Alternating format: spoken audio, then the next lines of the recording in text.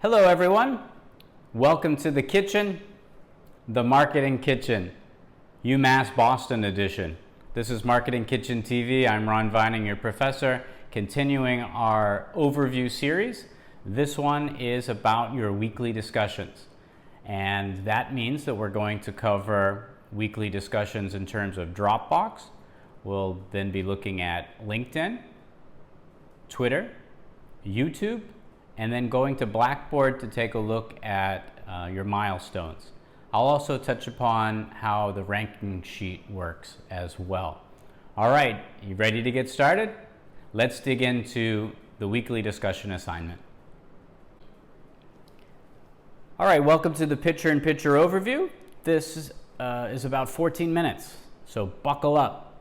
Weekly discussion overview, steps to completing the following. Let's begin with your initial conversations. We'll then go to feedback and so forth. The first thing you want to do is go to Dropbox. You want to then go to your weekly discussions folder. Two approaches. You can look at all weeks if you want, or you can look at individual. Let's try all weeks first. All weeks is exactly what it sounds like. It'll take you through the pre-week all the way to the final week of the semester. I personally would not look at this because it's too much information. So that's why I've divided it up where you can just look at 1 week at a time. So let's do that. Let's take a look at week 1.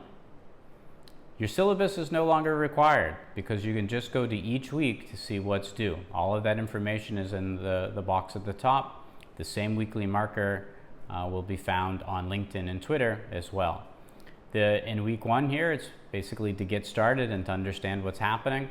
So I go over initial conversations. I talk about the 5 items required for an initial conversation. And then I talk about the 5 items required for a feedback comment. In each case, you must have them all in order to get a perfect score. Due dates are essential, especially when you're in the initial role. Whenever your peers are waiting on you, it's important that you submit on time. And of course, feedback is important to submit on time as well. I simply won't tolerate late work. All right, I've decided to choose week 9, and I've used one of your past peers' examples to demonstrate the initial and feedback role. So you want to go to LinkedIn, you want to go over to work, click on groups, and then all the groups you belong to or you own will be there. So you can click on one, in this case eNetwork Marketing, to get started.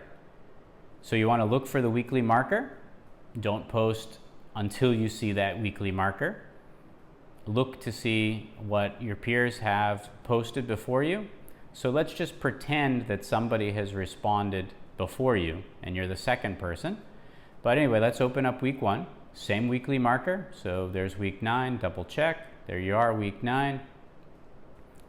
There's professor's thoughts. That's my consideration as you look at chapter 10 and chapter 11 in this particular case. And it again, based on your alpha role, either even or odd week, that's what you would choose, whether to do an initial or whether to do a feedback. It's an either or situation when you see 2 chapters in the same week. So since somebody's already answered chapter 1, please take them in order and you'll do question number 2. Did I say chapter? Question number 2.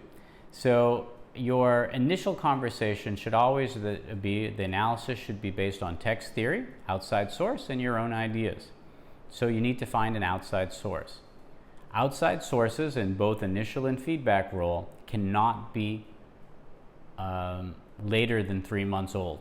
So they need to be fresh. I want fresh content. Your book is already out of date before it's published, so let's make sure that your posts are not.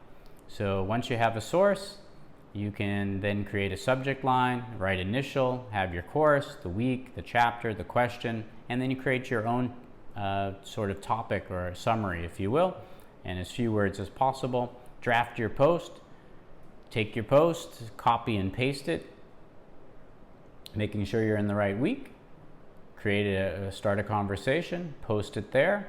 Now the only thing missing is your source. So what you need to do is go back and get your URL. You could either do that in the beginning or at the end. It's up to you. It doesn't matter because you'll be deleting it anyway. Once the source preview is there, delete your URL, make sure the formatting is good, and hit post. And your initial conversation is there with the proper subject line. You want to make a backup of everything just in case something happens. So you want to copy the direct link to your post. Again, you don't have to do this aspect of it, but I recommend that in Word or something similar, you keep a file like this where you have your post, you have your source, and then also while you're at it, so you've got your post, the direct link to your post, might as well then also make a screen cap. And so get your screen cap, copy that, put that in the Word document as well. And now this is for you. Again, only as a backup just in case something happens. All right, let's take a look at a companion, of course, to the initial conversation is doing an initial source share to Twitter, but we'll do that in a minute. Let's continue on LinkedIn. We'll cover all of LinkedIn first before we go to Twitter. All right, what you do in the feedback role, so again, going back to that, you see that based on your being an Alpha Group 2, it would be feedback for you in this case. You want to go to week 9. You want to look to see if anyone else has posted, and you see that this particular initial conversation has no comments, so that means that there's no feedback, so that means you are free to post. Again, it's going to be on question 2 for that particular chapter, and you want to find an outside source that's relevant to that. When you're in the feedback role, your analysis is looking at textbook theory, your outside source, but in this case, you're also looking at what the initial conversation was about.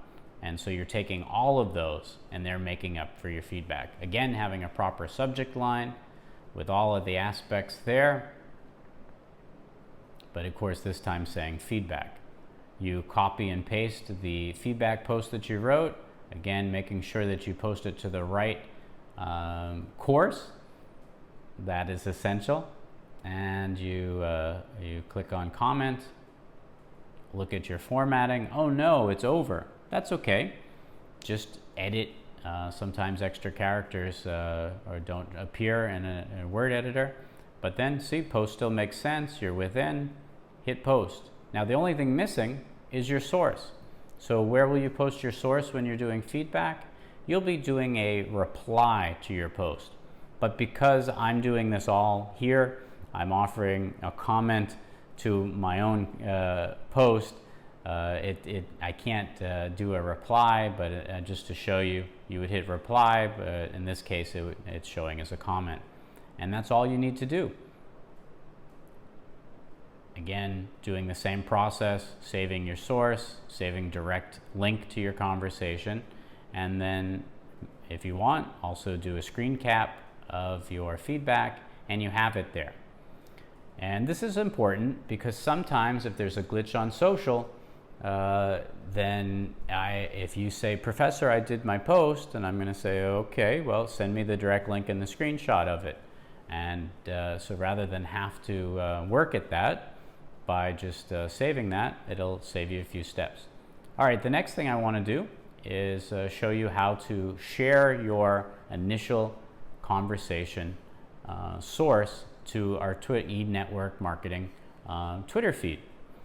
A proper tweet will address a unique aspect of the source. It should mention the source, and you should of course mention your course section and our Twitter feed as well too, and of course putting the URL in there. So there's just a sample of that. Go to Twitter, compose your tweet, paste it in there, and tweet it out. And then you should take a look at Twitter to make sure that it's there. Sometimes you'd have to do tweet and replies. In this case, not all sources will share properly with an image, but that's okay. But that's what a tweet should look like when you're doing a source share, having all of those aspects to it. All right, let's take a look at how a feedback question works. In this case, it's tweeting to e-network marketing. What you do is you want to find your peer's tweet, the same person that you had done a feedback comment to, and you find their tweet. You then compose your own, again mentioning the source, having the URL in there. You're replying to them, so you don't need to actually mention the person you're replying to, because it will go to them, just like you see I'm replying to myself in this particular case. And there is the tweet. This one to e-network marketing. Again, you're mentioning, this one to MarketingKitchenTV. You're mentioning your course section, and there you go. And hopefully, if it's a compelling question, I'll answer it on YouTube, but we'll get to that in the next section. All right, let's take a look at your ranking sheet on Dropbox. This happens in real time. It's in Excel.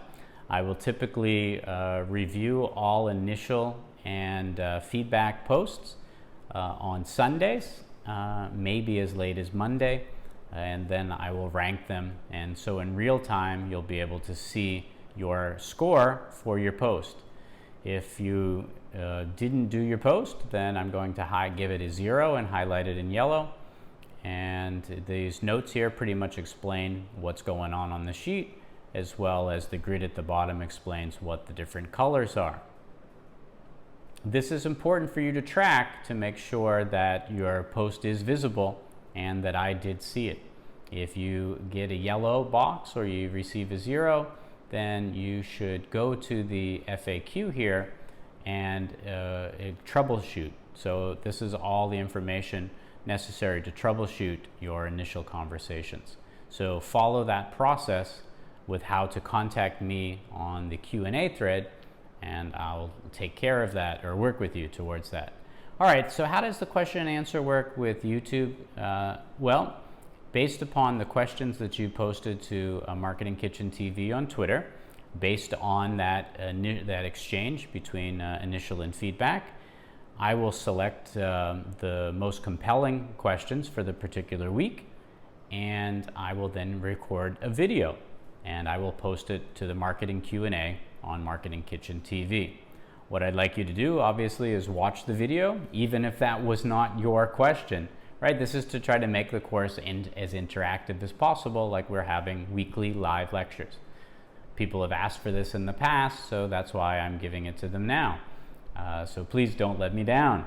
All right, please like all of the videos so that I know that you actually saw it, and then offer a comment if you'd like. All right, let's take a look at Blackboard for milestones, just to sort of wrap this entire process up here. So you go to the weekly discussions here. In this particular case, part of weekly discussions also includes the final discussion. And the final discussion happens in the last week of the course.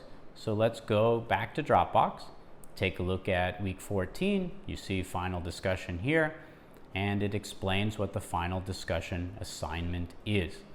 Just like how you were doing for your weekly discussions, except this time you won't be posting to LinkedIn, you will be posting to Blackboard. And let's take a look at how that works. So your final discussion, even though you posted it to Blackboard, I will review it. It won't average in, it'll add into your weekly discussion score to making up the total of 600 possible points. This just explains it to you, but you would click on it just like any other milestone submission. In the comments box here is where you would post, as well as attach your outside source, and you would properly cite textbook as well as any other outside sources that you might have used as a reference to answer both question 1 and question 2. And so while your weekly discussion work goes to Twitter and to LinkedIn, the final discussion goes right here. So 500 possible points plus 100 equals 600. So this is a big assignment, so that's why I'm doing a separate video on that. And that's it. Well, I hope you found that overview of weekly discussions of use, answered your questions, cleared up any possible confusion. I encourage you to go to week 1 and read about the 5 aspects that make up a perfect, if you will, initial conversation, as well as the 5 aspects that make up a perfect feedback comment, and just how to properly format that.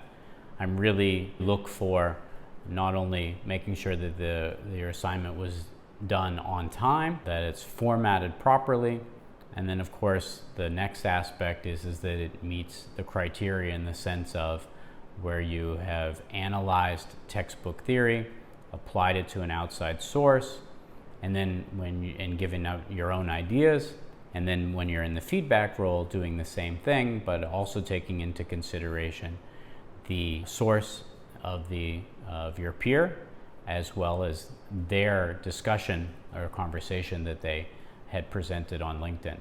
And I think you will find this to be a rewarding, though a bit challenging assignment. It's critical that in the initial role that you post on time so that your feedback peers have a unique initial conversation to post to, and they have enough time in their window. Each of you have a window. So in a fall and spring semester, that window is between Sunday, when I do the weekly marker, to Wednesday, when the deadline is due for initial. And in the feedback role, you have from any time that you see an initial post that doesn't have any feedback to it up until Saturday. And in both cases, the deadline being midnight. In terms of Twitter, please do them in conjunction with each other. So don't delay. So do your initial conversation on LinkedIn and then offer your source share to the network marketing. In the feedback role, as soon as you offer your feedback comment, then go to Twitter, search for your peers, the same person that you offered feedback to on LinkedIn, find their tweet and reply to that. But you're replying to that by asking me a question related to your initial feedback conversation on LinkedIn. And then by having both of those tweets together, I will be able to just click and look at both of the sources if necessary, as well as look at the comments that each of you have, your unique comments about that particular conversation, and then of course your specific question. And depending upon the class size, if it's a large class, I will be picking and choosing the best questions to answer on YouTube. If it's a smaller class, then I may be able to take them all. And then of course, once they're on YouTube, it's important that everybody watch them and then engage with me on that channel. It gives us the ability, even though we are on opposite sides of the planet, it gives us the opportunity to have a real live engagement, if you will, beyond just having the Blackboard Collaborate lectures. I've mentioned in the syllabus video the importance of when under the term of participation. So for me in this semester, beyond you doing your weekly assignments as well as doing your milestones, for me, I will be measuring your participation by your likes or by retweets or comments or shares, etc., but definitely by likes. So when you see a course related tweet from me, I expect you to like it. If you see a course related LinkedIn post from me, I expect you to like it. If you see a marketing Q&A YouTube video, I expect you to like it. Why? That would be no different than me taking attendance when you went into the classroom. It's important for me to know that you've seen the content that I've posted, especially if it's an announcement about a course change. At the end of the day, the engagement on social, it just shows respect to offer likes. That is how you track who saw something or not. All right, I think you will enjoy this assignment once you have been assigned in your alpha group, either 1 or 2. Those in alpha group 1 do initial posts on odd weeks.